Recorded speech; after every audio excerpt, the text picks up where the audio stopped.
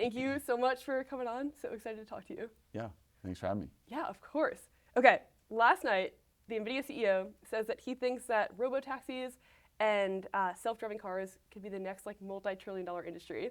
Super curious what you think about NVIDIA and also self-driving tech. If you think about transportation and automobiles over any longer time horizon, autonomy and self-driving is absolutely at the center of it. So we just launched with our Gen 2 R1 vehicles, a whole new sensor stack, a new compute stack, and the whole way we're developing the self-driving features is around really integrating an AI-centric approach. And we use what's often called an end-to-end technique, where we train something through looking at lots and lots of data, through looking at examples of good driving, even examples of bad driving, and then use it to train our neural nets, which then allow us to create controls, which then allow us to run the features. It's really amazing. How do you quantify bad driving? Historically, what we would have to do in a lot of these situations, you have people that would actually go through and annotate or say, what objects are, characterize the type of driving. Now we've trained models that do all this for us. So we can, if we see an object, let's say a person or a tree, we can identify that object, but without having a human annotate it. Yeah. Whoa, that's really interesting. So in the past, though, would it be like watching a car get into an accident and then like analyzing how it went wrong?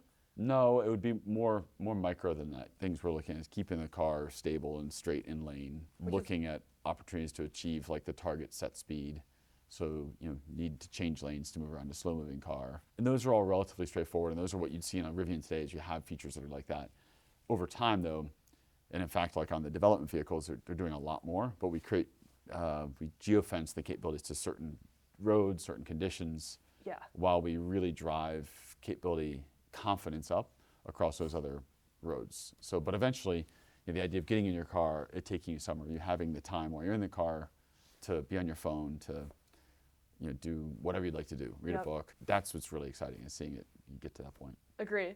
The first time that you ever tried it, was there any level of like, oh my God, what's happening right now? Because like, well, no, when you're developing, it's much more gradual, because that's true.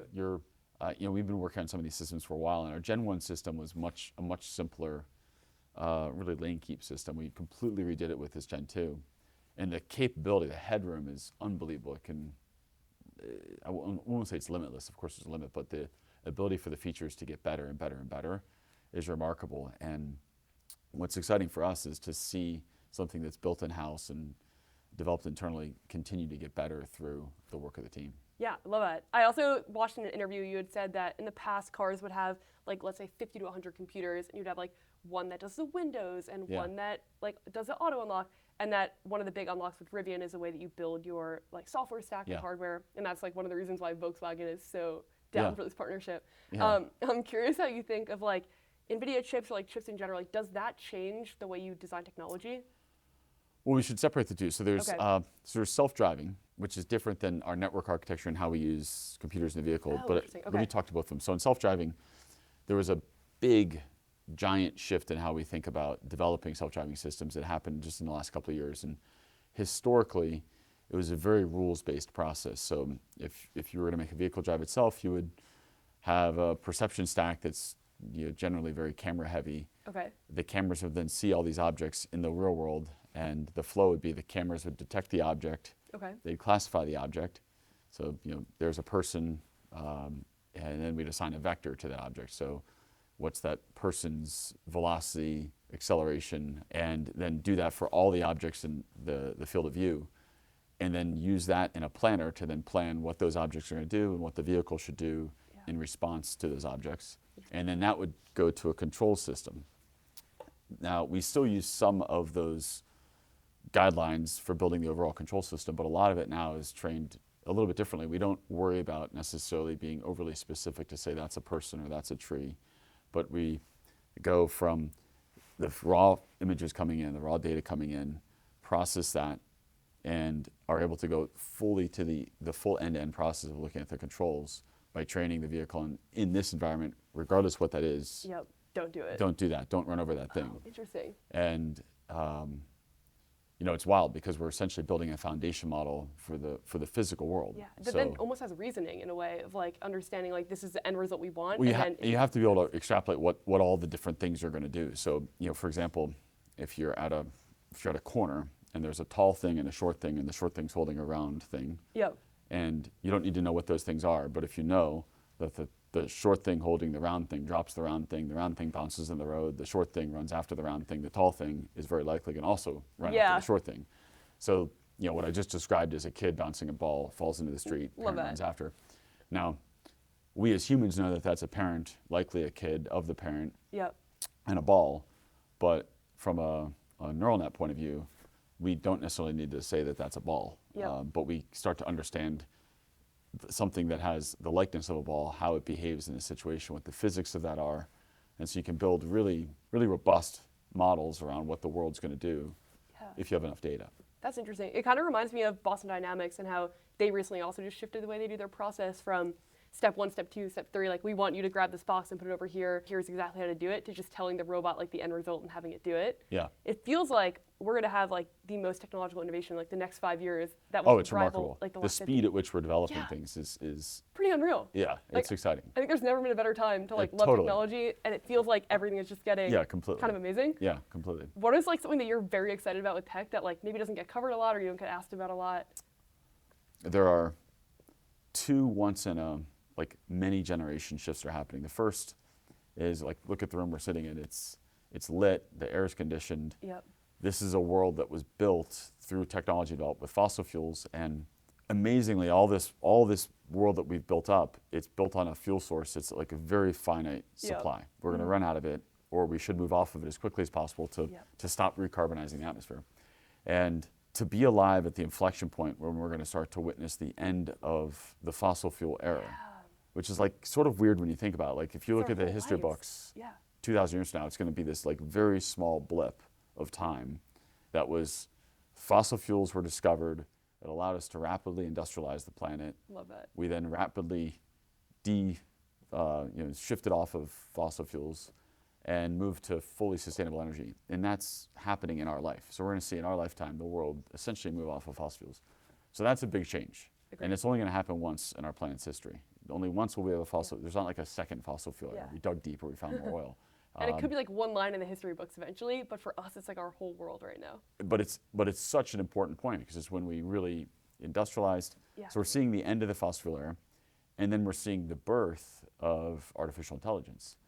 And I think for most people, things like ChatGPT and large language models are the first embodiment of AI that you've been able to use in your everyday life. But that's, of course, largely focused on written word. And now we, of course, have images and video. But when we start to extrapolate what that means in the physical world of embodied AI in robots that are doing everything from laundry to mowing your lawn to operating manufacturing plants. Preventative medicine. It's like mind-boggling what's going to happen. And so to be alive at these two big shifts, it's just like, how are we so lucky? And I wish we could live like another 100 years to see like the whole thing. Yeah, totally But we'll agree. see. I think by 50 years from now, it's going to be pretty remarkable to see how different the world is. Much more different in 50 years from today than it was 50 years ago. Totally agree. There's so many reasons to be optimistic, and we have so many smart people. I loved in one of the interviews you said, if you ever feel overwhelmed at Rivian, you just like go to an engineer who's working relentlessly on a project, and it makes you feel better. What made you pick cars specifically? Because it sounds like from what you're talking about, you're pretty well versed in like all the different areas that are going to get exciting innovation. You could have picked to work on like nuclear energy or solar. What made you pick cars? Energy is an interesting topic, but I always grew up as a huge car enthusiast, and I always was so drawn to. I love the mechanics and the details and the specifics of cars, car design, the history of car design. But I also like what they represent. It represents especially as a kid, it represents this really big idea of personal freedom, like the ability to go places that are further away than you could walk. Totally. And so the ability to move locations so freely and so individually is a really unique concept. And I think we're going to see transportation evolve pretty broadly. So we're going to see different forms of personal transportation. Today it's mostly cars. We're going to see increased proliferation of two-wheeled bikes and e-bikes, and we're going to see things that can fly. Do you think so? Oh, for sure, yeah. So vertical takeoff, like sort of drones for humans. Really? How soon do you think we're going to see that? I think it depends on the FAA, but Yeah. I think in our lifetime we're going to just see a wide array of choices. But anyways, back to your question. Yeah. I grew up as an enthusiast of cars, was working on them, and as I got older, I started to realize these things I loved and cared so deeply about were at the root of many of our biggest challenges as a society. And so that ranges from the biggest, I would say, which is climate, so the recarbonization of our atmosphere, but it also includes air quality. Almost every city in the world has air quality that is problematic. You know, everyone sort of says, "What's the AQI? Like, what are we? What's the air like today?" Yep. And a big contributor to that is vehicles. A lot of the global conflict that we've experienced as a planet is in some way or form related to oil supply. Yeah, good point. And so you look at this like mosaic of problems we have as a society that link to automobiles. It was like really bummed me out, and I was like disillusioned with it. I was like, how can I love these things that are so causing so many problems? So anyways, I decided to work on that. Yeah, entrepreneurial mindset is like, this sucks, now I'm gonna make it better. Yeah, so that was like, so when I was a kid, I was like, that's gonna be the thing I'm gonna work on. And I had no idea what that meant. And I was like, I'm gonna start a car company. Damn, cool. And then I just, you know, from early age, I started doing everything I could to educate myself around cars. I went to school for engineering, studied automobiles as part of that, and started Rivian right out of grad school. That's amazing. I love that so much because I think that the ability to like see the world as like malleable and change it to like with just like enough relentlessness is such an entrepreneurial thing. And there are so few like tech CEOs now that are also founders. Like Jensen's one of them, Mark Zuckerberg. And I think it does lead to like a unique blend, even like company culture. Do you feel like now you guys are partnered with Volkswagen and you're bringing a lot of like your tech stack? Have you also been bringing some like the company culture over there, or is it not really like that? Yeah, I mean, for sure. The automotive business has not been a business historically that has a lot of electronics or software as core competencies that exist at a car company. Yeah. And in contrast, Rivian was built around these as core elements of our business. There's only ever been a version of Rivian where software was a really significant part of the business. Yeah. The idea of designing and building our own electronics was foundational to the whole idea of what we were building as a company. So that wasn't foreign to us. We so naturally live in that state. But for a lot of, most car companies, that's not what they did. They're not like teams of software engineers or electronics engineers. It's often the worst part of the car. Yeah. Like the infotainment.